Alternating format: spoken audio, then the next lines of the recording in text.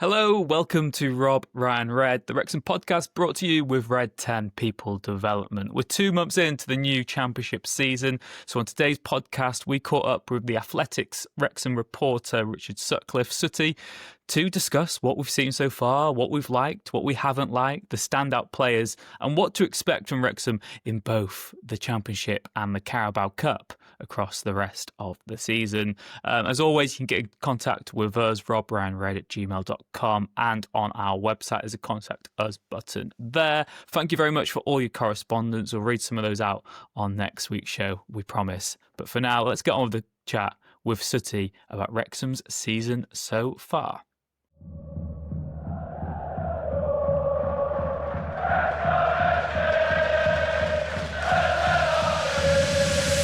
Rob, Ryan, Red.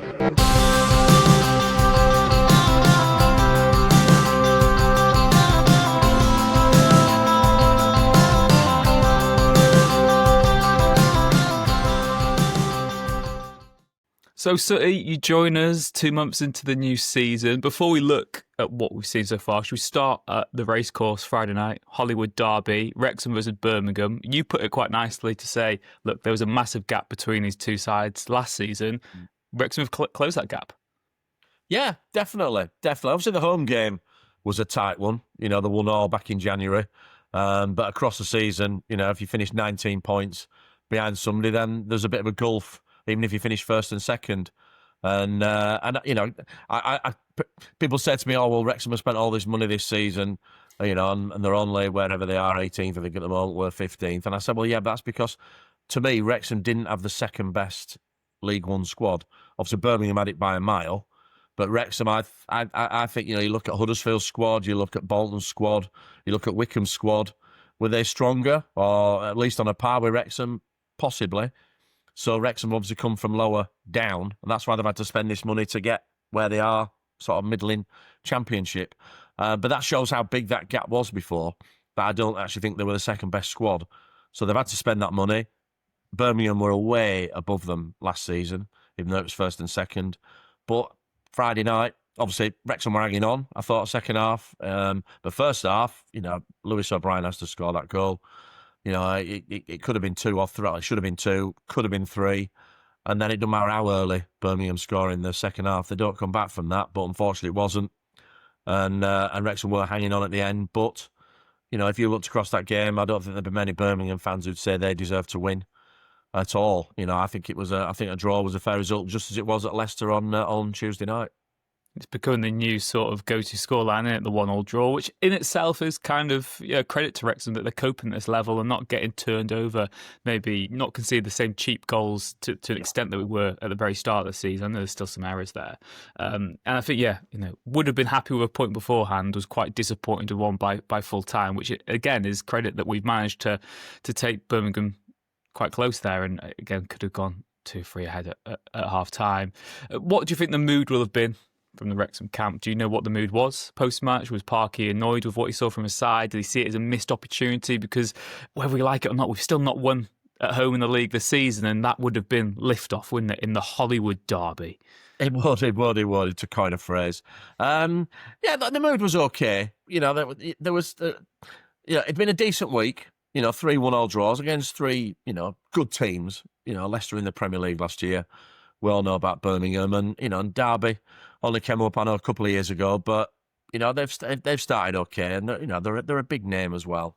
So it wasn't a bad week, but you're right, they need that win. You know, because you look at when we get back to it, and it's Stoke and Middlesbrough away, either side of Oxford at home, and all of a sudden, once you're down 18th again, where they are now, because obviously the results went against them a little bit on Saturday. It's still early, I know, we're not at that 10-game stage yet, 1 to go, but that Oxford game suddenly leaps at you and says they have to win this, you know, on that midweek, because you know it's going to be tough at Borough.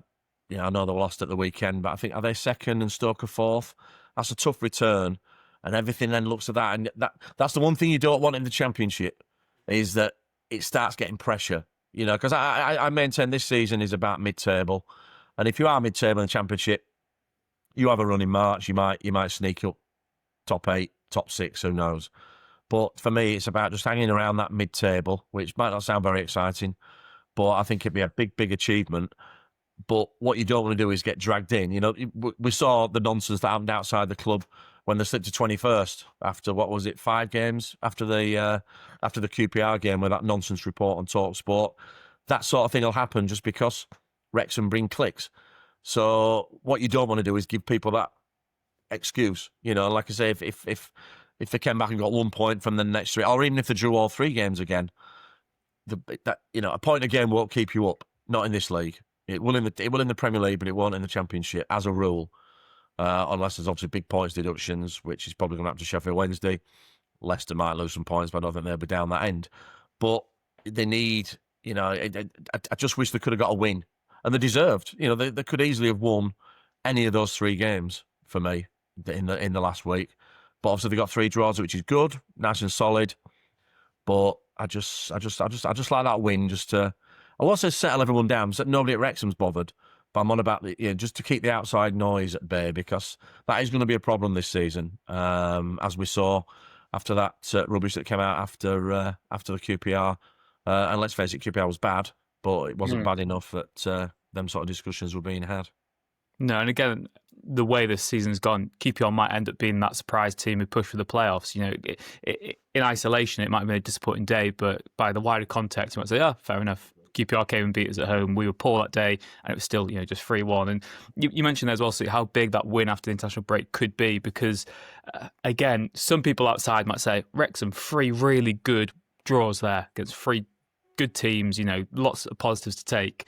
And other people might say, "Oh, it's 3 games without a win." And, the narrative can be flipped so easily depending on what happens after the international break. It could be 4 games unbeaten, or it could be 4 games without a win, depending on what happens at Stoke. And I think you touched upon a key point there, that amid this media hoo-ha and the incessant demand for Wrexham clicks and Wrexham headlines and putting Ryan Reynolds into every story you can, the club are still fully behind Parky, aren't they? And the suggestion that this guy who you've been with for the whole journey would suddenly be binned off after 5 games was absolutely obscene. When the report came out, it didn't make any sense anyway, because the way it was worded, it was very cleverly worded, because the headline was a lot stronger than the actual copy.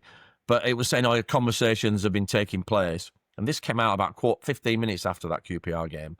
So the intimation there is that conversations had taken place beforehand. But Wrexham hadn't played a game since they'd spent something like, 10, 11 million pounds on deadline day, because that was the Monday. And then week on Saturday, because it'd been the international break, you don't give a manager 11 million pounds on a Monday and then a week later think, we'll better have a chat about him. I know we haven't played since, but let's have a chat about how he's going. It was utter nonsense. And, it was good that the club via Sean Harvey came out and said that, because it put it to bed. But it won't stop stuff like that, because, in this world of clicks, Wrexham count. And if you put something like that, if you put a story out about the Wrexham manager might get sacked, alongside a picture of Ryan Reynolds, and a picture of the Oxford manager might get sacked, or the Middlesbrough manager might get sacked, or the Stoke manager might get sacked, which are the next 3 games, which one is a news editor going to pick to put high up on his website, or her website? It's it's the world we live in, but it makes life a lot easier if they are around 11th, 12th. It's when you start getting to the 18th, 19th, 20th, that's when the outside noise happens. So I'm hoping that a win comes very soon after the international break. You mentioned there, very, very early days. And the other problem with media, we are on one side of it. We like to think we don't fuel it too much. Of course we are. But you understand, well, the start of the season, people use these exaggerated league positions, don't they, to push a narrative as well, because you're 1 win from going to the playoffs, you're 1 win from dropping into the relegation zone. You see it in the Premier League particularly. There'll be people now saying, can Bournemouth get to the Champions League because they're top 4 after a few games, and there'll be a team who's in crisis because they're near the relegation zone, and 1 win. That's right. I looked on Friday during the game as a case in point, and when Wrexham were 1 up, they were 10th. And then when they equalised, they were back to 14th. And then obviously a day later, they're back down to 18th. So it's massively, but we are getting to the stage, though. I always say 10 games is the point when the table matters. We're on in 1 from that now. And I always said the table championship might change with a few positions, because it's more unpredictable than most. But if you're in the top 6 after 10 games, you're usually in and around there after 46. And likewise, if you're in the bottom 6, you're usually in and around there. Like I said, the Championship does have a bit of a rider because it's such an unpredictable beast. But, we're getting to the stage where now, league positions do matter. They didn't at the start of September because they only played 4 times. But, once you get to 10, once you get to double figures, I think, notice is taken. So another reason why I'd like to see that win very early when we resume. I think we both sort of predicted that it'd be this mid-table season initially, which is a fantastic season. Again, in isolation, no matter what the outside noise might be, that is a huge achievement from Wrexham standards and how far we've come. And I'm sure you will have been similar to us, City. Watching us at the King Power at Leicester felt surreal. It wasn't a cup game. We were there on merit. We were battling the former Premier League champions, as they reminded us quite often. We held them to a draw. It was amazing. What have you made of the first 9 games of the season? Have Wrexham fared as you would have expected? I know, again, it's that there's so many uncertain teams when you preview a season of who might be good, and oddly, some of the teams we all expect to be in the top haven't started as strongly either. Did you expect Wrexham to have this sort of points tally from the first 9 games? I think we both would have expected a home win at least, wouldn't we? Yeah, I think that the home thing is the thing I wasn't expecting. We're 5 games in now, and obviously Sheffield Wednesday should have won that game, but very nearly lost it. But for Danny Ward, McNeil scores there in the last minute. After that, where the defence had gone, I have no idea. But I know that everyone was chasing the win because they wanted the win. But very, very could very easily have lost that game. And 5 games than I expected that have won by now. What has surprised me is how accomplished they've looked on the road against very good teams. Southampton. All right, Ward had a great day, and I thought Cody was outstanding that day as well. But it was 1-0 after 90 minutes. Could very easily have won that game. Went to Millwall, deserved the win. Norwich, fantastic. That 15 minutes after half-time absolutely blew them away. And I'd say in the last 20 minutes at Leicester, they blew Leicester away, who, like you say, were in the Premier League last season. So, it's been a mixed bag. The only downside is the home. And I won't say... performances is fair because obviously QPR was horrible. West Brom wasn't great. Second half against Wednesday was horrible. Derby was a bit of a nothing game to me. I thought they played really well first half against Birmingham, and then were hanging on Friday night. So I'm going back to the Oxford game. I just want them to win that and sort it out. Obviously, things have got better as people have got to know each other. I also really like the box midfield with the 2 holding midfielders. I keep seeing it as 3-4-3. To me, it's sort of 3-4-2-1 because you've had O'Brien and Windass playing off more. They're not really. They might be in a line with him when they have the ball, but as a rule, they're playing off him. But I really like that. I think that extra protection it's giving the back 3 has been huge. I think that's really helped. I think Hyam, I haven't seen him put a foot wrong yet. I think he's been superb, and we're seeing that now because Broadhead. I did a best. I was speaking to your colleague Nathan actually before while I was doing it. I came up with my strongest 11. I'd say probably it might have been maybe the first international. No, maybe not the first international. It might have been after Norwich. I can't remember now. But I didn't have Broadhead in it because I didn't think he'd done anything. At that stage, obviously he'd had the injury, but even on the field, he was sort of a bit part. But he's come to the party now, and that's going to happen with them all. Obviously you get 13 signings, 2 probably won't work. Or 3 might not work, but the ones who have come in so far, Conor Cody's obviously not out of the 20 at the moment, which is, certainly a strange optic when you spend that sort of money. And I expected him to be captain, if I'm honest. But I think they're getting there, and I think that's you speak to Wrexham fans all the time, and we'll talk about the match, and they'll be like, "Yeah, we're getting there now, aren't we?" And I think, yeah, it is getting there, and it's going to be a good side. Like I said. I've got no worries about them getting dragged in at the bottom. I just don't want the optics at this stage because I'm sure they'll finish 11th, 12th. I really am. I think they'll be safe by a country mile. But you just don't want the optics in October because that does bring in pressure in itself, and that might then affect things. So, but I think they look worthy Championship team and a really good base because I maintain they'll be challenging next season properly, but that's when you put your top You know, your players on there who are maybe too good for the Championship but not quite Premier League. They're the sort of players that want to be chasing next summer. But for now, they look a good, solid Championship team to me.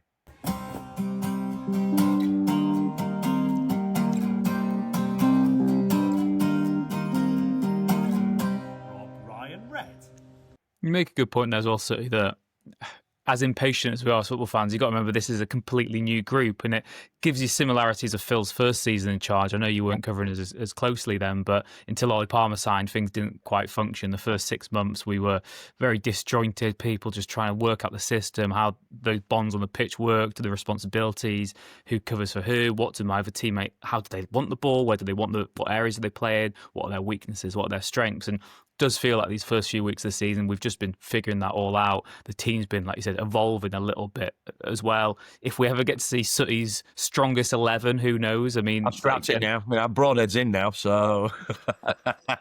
And what I mean, again, we'll get on to maybe. That's that point as well. It's not just the new guys who are having to get used to it. It's the existing players, and not just getting used to new teammates, getting used to a whole new formation. So, right, they tried the box midfield way back at Wimbledon, which didn't really work. I don't remember that 1-1 draw, which was the first away game back in the league. And they had a bit of a nibble at it in pre-season.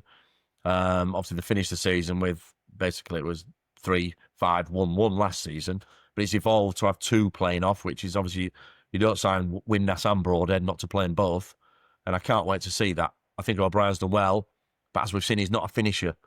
So I think, if you had Broadhead and Windass playing off more, then that the chances that have fallen to I know Windass has missed one as well recently on Friday night, but O'Brien had a great chance at Leicester when he lashed onto that back pass, great reading, and then it's just. Also had one at Southampton, didn't he, on the opening day? O'Brien, where he broke that second half. But I watched a lot of him at Huddersfield and at Bradford.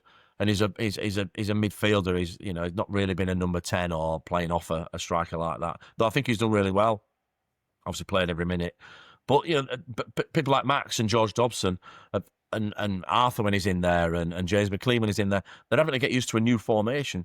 And that's that and it's a big shift that they've done as well. It might not sound massive, but it's a big difference. So everyone's getting used to it.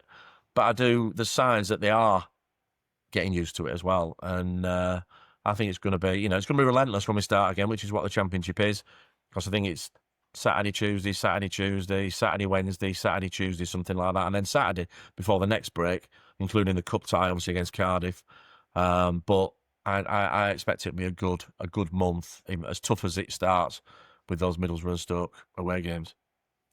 Another thing you mentioned there, I was going to ask you, I'll maybe ask you in a minute, actually, for your sort of stand-up player or players of the season so far, who you've been really impressed with. For me, I want to get my answer in, so I'm not just on your coattails, people saying, well, yours is agreeing with Sooty because he's cleverer than you. I'm going to agree with you.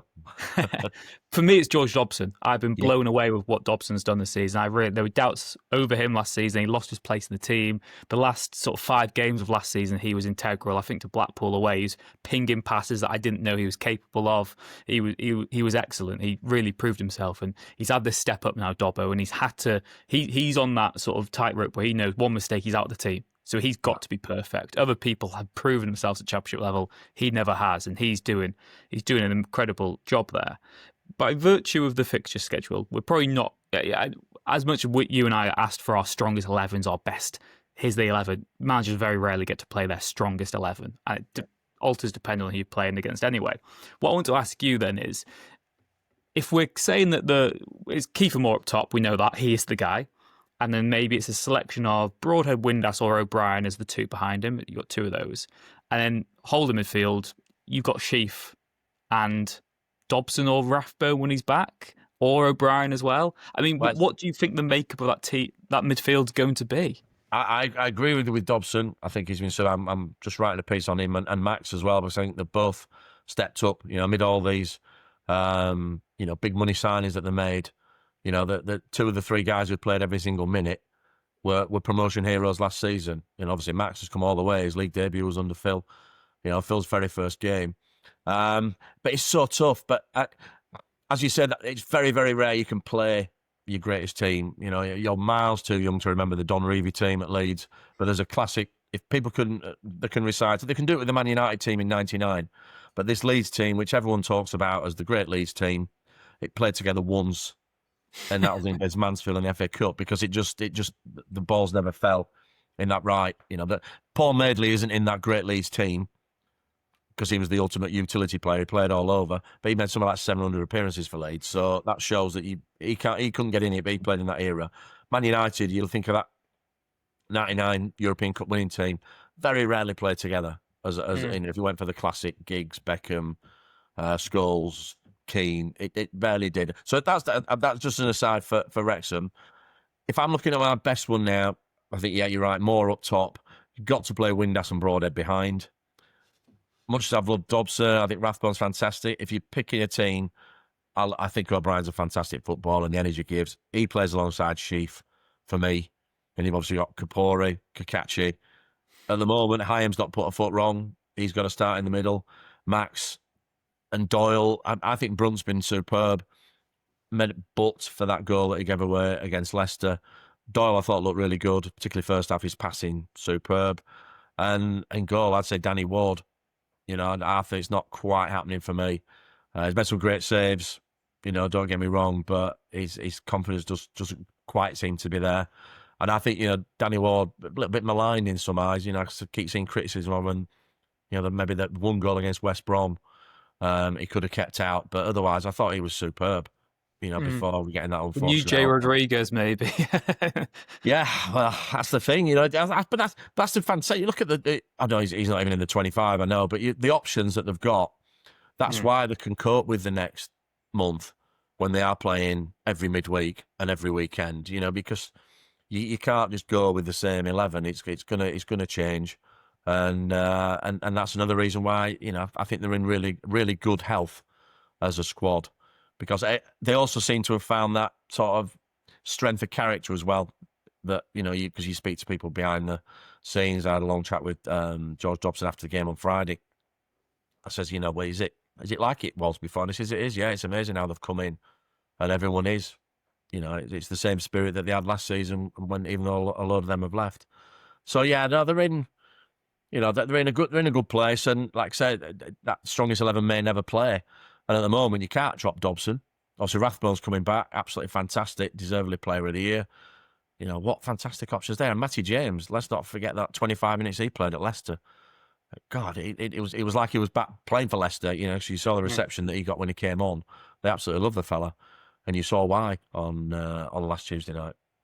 Yeah, fantastic. There's that one moment where he sort of in his own box. We played like a little triangle to get out of danger that Matty James instigated. And years gone by, you would be screaming, but you didn't feel panicked because this is a Wrexham team who've done it before. And you mentioned another good point there is that with every win and every moment, this Wrexham team will get stronger as a collective. And personally, I think that's one of the little things that's worked against us at home is that it's very easy. We saw it in the whole game. The guys who came on and got us that draw and then penalty shot win were players who had done it time and time before. Ollie Palmer knows that, hey, 5 minutes left at the racecourse, of course we can score 2 goals. Yeah, maybe the current crop of players haven't had that experience yet to reinforce the belief. And as soon as we have one and get that first home win, who knows what could happen. It's just about building that and taking it slowly and maybe realising sometimes that as much as, a key part of the squad changing is that a lot of these people haven't had that belief. They've seen from afar what we can do, but they've not actually been part of it, and maybe that's been missing as well. There's also the stands as well. I did a piece after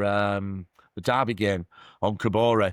Because obviously it's been obviously change of personnel has been huge, but there's been upheaval for the fans as well. Because there's people that they've grown to love, and they know that, and it's different here as well because they know them through the documentary.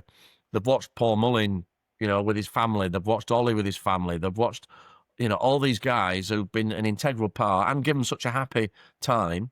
And they all have their own song, whether it's White Pele for Elliot Lee or obviously Super Paul Mullin, or even just Ollie Palmer wandering up, or Stephen Fletcher warming up, would change the atmosphere at the racecourse last season. Absolutely transform it, because it might be quiet, because it might be 0-0 against Peterborough, it might be 1-1 against Blackpool, 0-0 against Barnsley.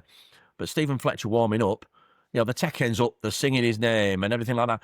But at the moment, much as fans that I speak to are enjoying watching Windass and Kiefer Moore and all these fantastic footballers.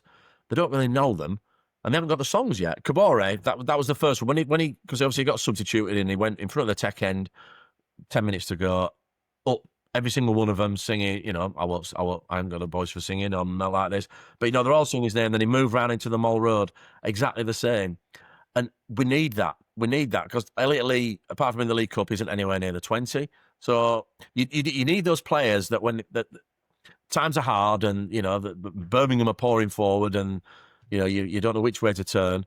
You need those people that even just standing up on the touchline. Like even though, you know, we've got Super Phil Park, he's gone because, you know, Ollie Palmer is no longer, or Mullin's no longer up front and Ben Tozer's no longer at the back. Yeah. So it's a change in time for the fans as well. And maybe that's a factor because, you know, the atmosphere has been a lot better the last two, but I thought it was a little bit flat previous to that. And I know it doesn't help when you're conceding 3 goals, whether it's against, you know, Hull in the League Cup or, which was obviously a great atmosphere by the end because they came back. But there were so many people sat around us where in the press box in the main stand who'd left, who then came rushing back in to watch the penalties because they got halfway across the car park, heard the big cheers. But it was really flat. You know, it was a really strange atmosphere.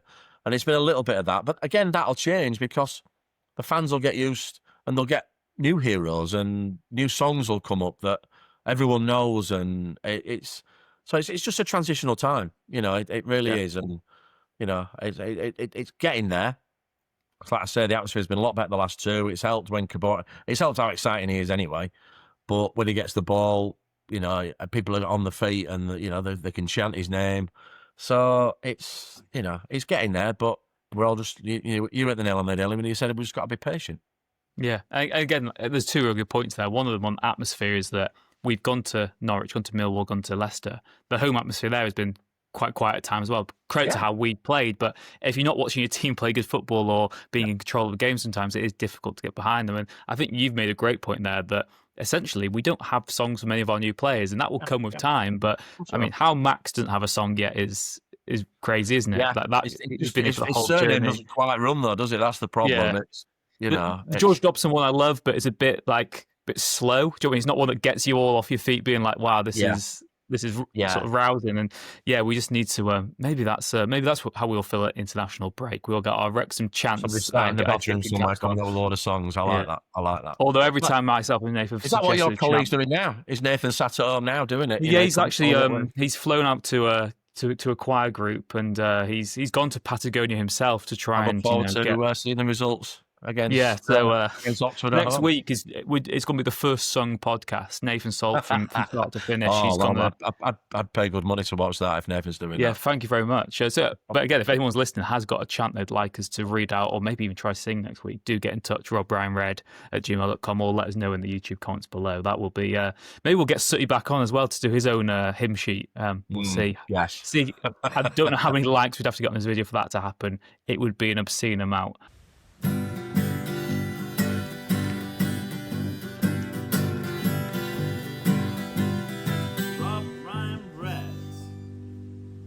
So going forward then, Sooty, let's talk about individuals then. Who has been your stand-up players so far this season? Kiefer Moore in the first month, I thought was outstanding. Absolutely. Really surprised me. I've seen bits of him. Obviously, you guys will have seen him international-wise, but I've seen bits of him, more sort of Sheffield United, and I thought, decent, but, you know, he'll do a decent job. But he came in and he was popping up down the channels, this, here, there, and everywhere. Probably not quite managed that over the last 3 or 4 games. He's looked knackered really like him. Last 3 games. You what, sorry? I think he's just looked knackered last 3 games. Yeah, that's our game. Just about, you know, that could be the factor. Could be a factor. Windass, you know, I love watching him. I think he's a fantastic footballer. I think, you know, and he has an understanding with people. You know, he's just a great footballer. Kabore, as soon as he gets the ball, you think something's going to happen. He's got pace, but he can deliver the ball. You know, and I really like him. Dobson done superbly. I'd probably say he's been the pick of the midfield across all 9 games if we're looking at them all. I like Sheaf when he came in. There's a couple of times he didn't do a lot at Leicester, but that's a great thing. We're talking about the squad earlier, where James comes on and transforms everything, and he's the driving force. I think Max has been great, even allowing for some of the mistakes that have gone on, not by him necessarily, but the defence, particularly at home. Well, no, all over. Let's be fair. Down at Southampton, they conceded a lot of chances. Even at Millwall, clean sheet, the only one so far. But at Millwall, they've had a bit more about them finishing wise. Then it could have been different. But I think Max has done well. I like Hyam. I think he's made a real difference in the middle. Like I said, again, another one I'd seen bits of, but didn't know a lot about. And I thought maybe he'll be a bit more of a sort of stopper, but they're all good on the ball. I think that's it's been interesting to watch the little triangles as well. Like, I'm writing about Max and George Dobson, and just the way they work with Cabore, because I've gone through a few games on Y Scout. There's because you don't see stuff, everything when you're watching it in the game, because there's so much going on. You're writing, you're tweeting, you're covering your face when someone coming up with your agendas as well, of course. Absolutely, yeah. So it's been interesting watching that, because they bring the team up the pitch. It's the same on the other side, obviously, but because I'm writing about these, so I particularly noticed it there. So it's difficult to pick one out. O'Brien's done really well and has missed a couple of chances. I'd probably say Dobson has been my most consistent player, but so many have done well. I think if Windass had played every game and not got that hamstring injury at the start, Kakachi is another one. The 2 times I've seen him, he's been brilliant on that left-hand side. Him and Doyle at Millwall were superb. So when he did his injury during the international break, that was a real blow, was that. I think Longman's done really well since he came in, but, Kakachi was signed for a reason. So I think get him fit and make sure his hamstrings are all right. Then I saw enough in him to think he's going to be a special player. So yeah, the most exciting is Cabore, most surprising probably more, and the most consistent Dobson. That was a long one. I should have said that at the start. I gave you 5 minutes there. I could have said that in 10 seconds, couldn't I? We've got time to fill. It's absolutely fine. And I think you made a good point there as well. Since Cabore's come to the team, we can now play on the break. We can be a real threat away from home, because we saw it at Norwich, we were lethal. And if you've got Kakachi on the other as well, your attacks become less lopsided, less predictable, and you've got an extra asset. And like I said, that's no disrespect to Longman and Barnett. It's just Kakachi is from a higher pedigree. And they're better at defending, particularly Cabore is better at defending than anybody on the books. He's a good footballer. And again, you have to have good wing backs if you're playing with wing backs. So how you go up, exactly. It's been converted wingers, really, hasn't it? Or converted left-sided midfielders has been the wing backs coming through the leagues. But once you get to the Championship, you've got to be able to defend as well, because otherwise you're going to get picked off. We saw, I think it was the equalising goal at Southampton. I think it was Ryan Barnett just got this ball played inside him, in it came, and that was that. And it must have been the winner. Because it was the equaliser, the free kick. It might have been the winner where it just came inside and then slid along, and you were like, just that 1 second, and they've lost a point. But no, I think they're in good fettle. I do. I know there'll be people sharpening the knives out in Fleet Street, as we used to call it, but I think they're in a good place. I really do. Just want to ask you about the squad as well. Obviously, Wrexham only registered 24 players in the end. We were talking all summer about who the 25 is going to be. In the end, it was just 24 of that one spot. The expectation, of course, is it's going to be Ollie Rathbone now that he's so close. I think he has registered now. He has officially been registered. What does this mean for Danny Ward? Well, he's out till January anyway. Then you've got to rejig things. Because he'll be back. Provided, obviously, you have to make it. It has to heal properly. They might, if it's not healed properly by January or the end of January, they might go with 24 again. I know with Ollie Rathbone, it was left blank because he was having an important scan on either the Tuesday or the Wednesday just to check where it was. He's, and if that scan came back, it's not healed as we expected, then that 25th place would have gone to somebody else. But it came back, Phil said this to me, it came back Tuesday or Wednesday, everything as the medical team expected it to be. So in time, he would go in the squad. I think he's already in it, but I might be wrong with that. So the same thing might happen again. Hopefully, I know it's a fractured elbow. I don't know how all we were told is that he's out till the new year. That's all we've been given.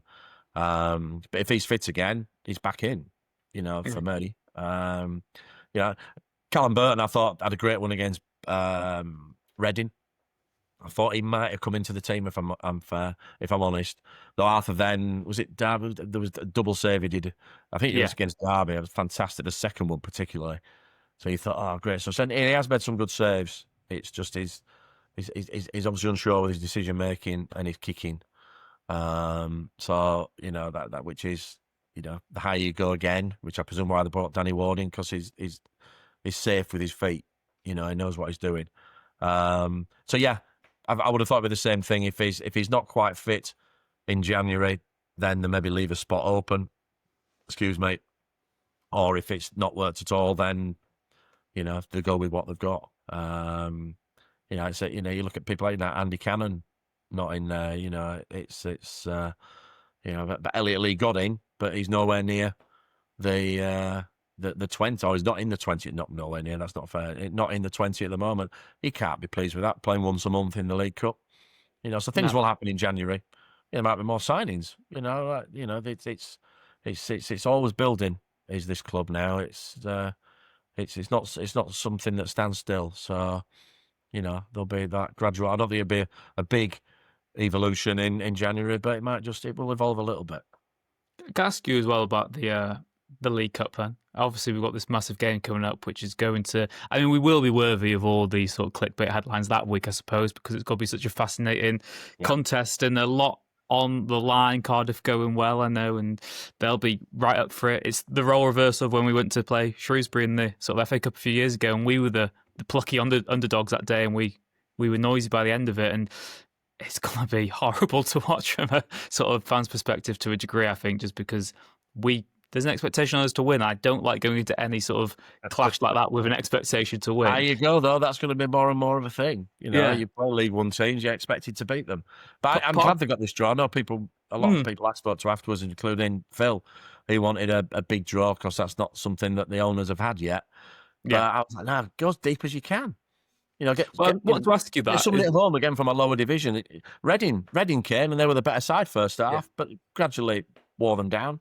So let's hope the same happens with Cardiff. And then if you are, you're in the quarterfinals then. I saw it with Phil's team because I was at the Yorkshire Post then covering Bradford. So I saw it with his team. They got to the League Cup final 2013, incredible feat. Obviously lost 5-0 in the final. But that was as a League Two team, wasn't it? The equivalent of a League Two team. No League Two team has ever got to Wembley in a major final. And before or since, or even come close. I'm not sorry, I tell a lie. Did Wycombe? I can't remember, a long, long time ago. But it was an amazing feat. But that built gradually. Like the third round, Bradford wanted a big team. I remember speaking to the chairman. They wanted a big team in the third round. They got Burton at home, who they were 2-0 down with 10 minutes to go, but came back and won 3-2. And then they thought, into the fourth round, we must get a big tie now. And they got Wigan away, which were Premier League and would win the FA Cup later that season. But Wigan were the best one in the world, don't get good crowds. I think there were 11,000 there that night, and 4,500 came from Bradford. But it was a winnable tie because they were struggling in the Premier League. Bradford got through on penalties, and then they got the biggie, which was Arsenal at home in the quarter-final. Freezing cold night. Arsenal didn't fancy it. Arsenal got knocked out on penalties, and suddenly they're in the semi-final.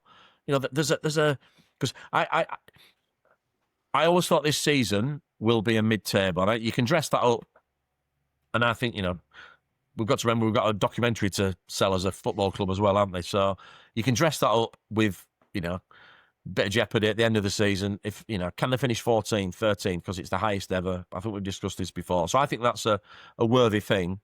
But if ever a season needed a cup run, is if you are going to finish mid-table. It's great, but it's not probably won't be that exciting. As the playoffs, you can always think we might make a run, but it's not going to have the jeopardy of the previous years where if you drop 2 points, everyone's in bits, particularly in the National League, but even last season in the running. But if you have a cup run or 2 cup runs, that lights up the season. It lights it up for the fans, but it also lights it up for the wider audience who are invested now. But if they're still watching Welcome to Wrexham after 4 series with a 5th series to come, then they're invested in the club. They might not follow them every week, but if then they see them playing in a semi-final against, who's still in it, Chelsea, Liverpool, Man City, or and it's been done before under the same manager. If they got to Wembley. It can happen. I'm sure Cardiff fans will play this in a month's time and say, "Oh, look at these two pillocks." Where their Wrexham when we're just accents. beating them 2-0 and they've just drawn Chelsea in the quarters. But it happens. That's why we love football, because these sort of things can happen. And it happened to Bradford, who, at the end of the day, only finished 7th in League Two that season. It's not like they romped away with it. They snuck in at the play. They were 10th in March because of all the cup games, which had caused the problem. But they got to Wembley, and City fans Bradford fans till the day they die will take that with them, because it was such a, even the final was brilliant, because all 30,000 fans all. I remember this picture of Parky just there on the touchline, stony face after the 4-0 down, something like that. But all these fans are just, Phil Parkinson's Bradford Army behind him. You just thought, oh, and that's 12, 13 years on from that. You remember stuff like that. Yeah. So I think they can go really deep in this competition. That's why I wanted them to have a couple of home ties against teams from below. Nice, easy game against Cardiff, then, yeah, just to see. But that's even better, because then, Reading, with the best will in the world, Reading, Hull, and Preston, very nice, great, aren't they? But this is matters, you know what I mean? I can't wait. I can't wait for that game. I really can't, because I think it's going to be a fantastic atmosphere. It's an evening game as well. That team should be properly threaded together by now. Whoever Do you think plays, Parky will go strong for that game? That's going to be interesting. He got stronger as that Bradford run went on. You still, I would imagine, he'll want to still give people minutes, like Elliot Lee, just in case he is needed in the league, and he's done well in the League Cup, but he can't get in the 20. Does Conor Cody come back in? It was interesting. I thought that he didn't come in against Reading, and Hyam and Scar got the nod, and that's why he was on the bench 2 out of the last 3. So I think he will go stronger, because the stakes are getting higher. And it's less a case of getting people minutes now as well, because they're into the flow of the season. But I think it's going to be a great, great occasion, and I'm looking to the League Cup to really light up this season. And I think it's, like I say, keep getting home ties, beat anybody there. Beat anybody at the racecourse, which sounds daft when you have 1 in 5 at home, but but I fancy a real proper run in this. Yeah, as long as we don't get a championship club at home again, that'd be fine. I just want to ask you one more positional thing before we get onto the final question. That is maybe up front. We've both mentioned how Kiefer Moore is integral to this Wrexham side, and it feels like without him, we don't quite gel the same. And we've even seen it in that match of the season where Parky's maybe been a bit reluctant to sub Kiefer Moore, because he still thinks, well, one long ball, what he does in his own area as well, it can be costly if you take him off. He's always that what if. He's worth keeping on just to see if he gets that fall of the ball. But what do you think the plan B is? Because personally, I feel that Ryan Hardy's been quite hard done by in the last few games, because I thought against Leicester and in the game against Birmingham, a bit of pace in our attack, someone who can just run, might have caused problems that we didn't really cater for otherwise. Sam Smith seems to be the kind of go-to striker. He seems to be the de facto, which I think would have been a change if Hyam hadn't got cramp on Friday. I think he would have made that. Because if you looked over from about 78, 79 minutes, there were different subs on the side ready to come on that changed. Because we got a better view now. When the dugouts were on our side, you couldn't really see it because it's behind barriers and people stood and things like that. Whereas looking on the other side and think, it's changed now. He sat down and all of a sudden, was it Scar who came on? Yeah. Excuse me.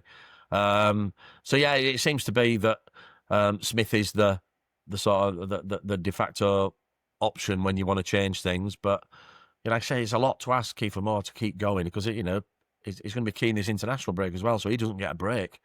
And I get your point as well that he did look tired in these 3 games and he didn't have the impact, which could be it. So it is something we're going to have to look at. He's 33. Hardy, I'm not sure he's done enough all round. So you got to trap back in that. Because he's been playing off the striker mainly. You've got to do more. You've got to do the stuff that Windass does, and obviously O'Brien's been doing, and Broadhead when he's come on. Just that tracking back and making sure. That you're safe when the opposition have got the ball. But again, they've got options. And people say, oh, well, yeah, you have to have Kiefer Moore on because he's the big forward. You think, but they're playing a lot on the ground. There's a lot of crosses coming in, along the floor. They're getting, was that chance, there was a game with Kabori when he just needed to roll it in and then he dinked one high, which he didn't need to do. I can't remember who was going through now. I think it was against Derby.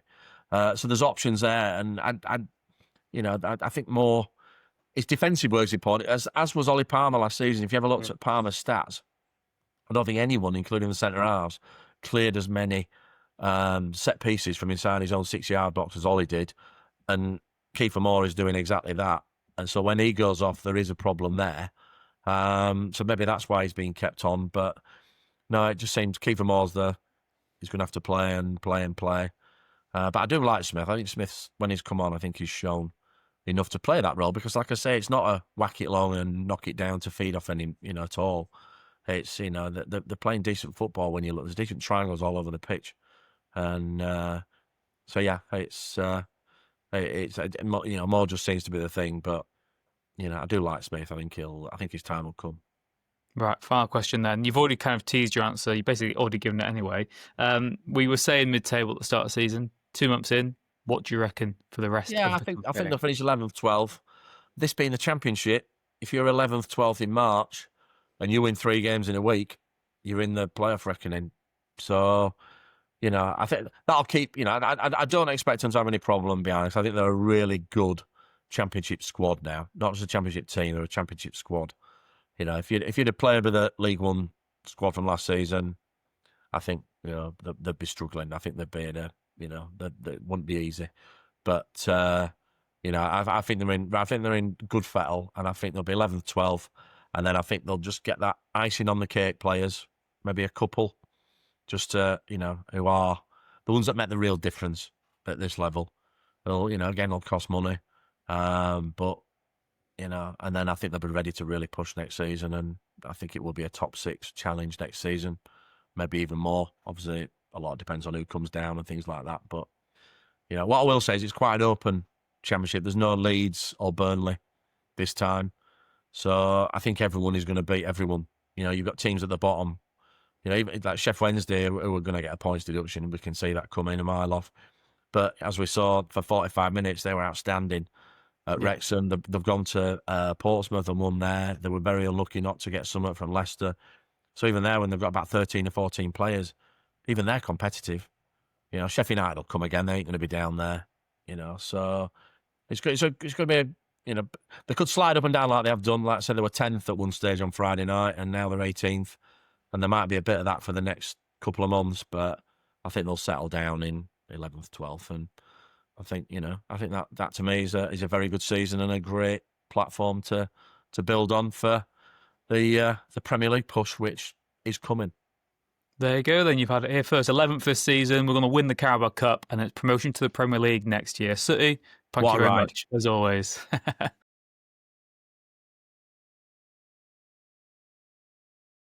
Thank you very much for joining us today on Rob Ryan Red. As always, you can get in contact with us, robryanred@gmail.com. Take care, and we'll be back for our usual show and looking ahead to the Stoke City match next week. Take care, and we'll see you again then.